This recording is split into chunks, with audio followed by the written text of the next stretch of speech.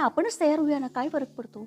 जेवढा तुम्ही सकारात्मक विचार कराल आणि एवढी एनर्जी जसं तुम्ही काम करता तशी तुमची एनर्जी वाढते. मी वयाच्या 50शीला 50 पुरणपोळ्या तासाला करायचे. वयाची 60 आली तेव्हा 60 करायला लागले. 66 वय झालं आता मी एका तासाला 70 पुरणपोळी करतेच.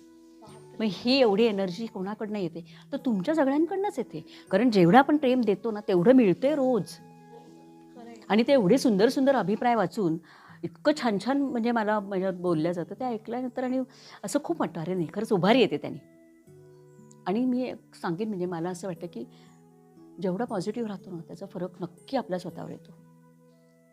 हे मंत्र अगदी म्हणजे नक्की सकारात्मक राहणं सकारात्मक खरा राहणं मूलमंत्र खरं तुमचा. मूळ मंत्र खरं तसंच राहायला पाहिजे आपण. आणि मी कसं करू काय करू असे प्रश्न आणि माझ्याकडे निगेटिव्हिटीला थारा नाही. हे जमणार नाही असा प्रश्न माझ्याकडे कधीच नसतो. कधीच नाही. पण मी पाहिलंय तुमच्या व्हिडिओजमध्ये की ढसाढसा रडणाऱ्या सुद्धा अनेक माहेरवाशिणी आहेत. हो आहेत आहेत हो आहेत म्हणजे काय एवढी तुमची जादू आहे की माहिती. त्या निघताना एवढ्या डोळ्यात पाणी. काहीतरी मी म्हणते मन मोकळं करता तसं कपाटही मोकळं करा.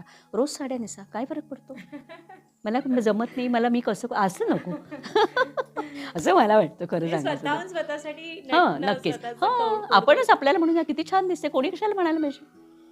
खरंय. आनंदी राहिलं तर घरात मध्ये अख्खं घर स्त्रीवर अवलंबून असतं की नाही. मग ती जेवढी पॉझिटिव्ह राहील तेवढं घर सुद्धा पॉझिटिव्ह राहतो. आणि खरंय. वास्तुपुरुष सुद्धा तथास्तु म्हणतो. हो. हे खरं आहे.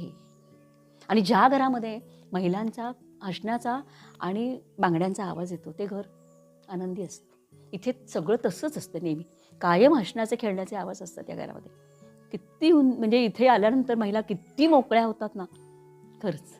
मनातलं दुःख मनातलं दुःख सगळं सहन करून आणि इथनं जाताना आनंदाचं वाण घेऊन जातात.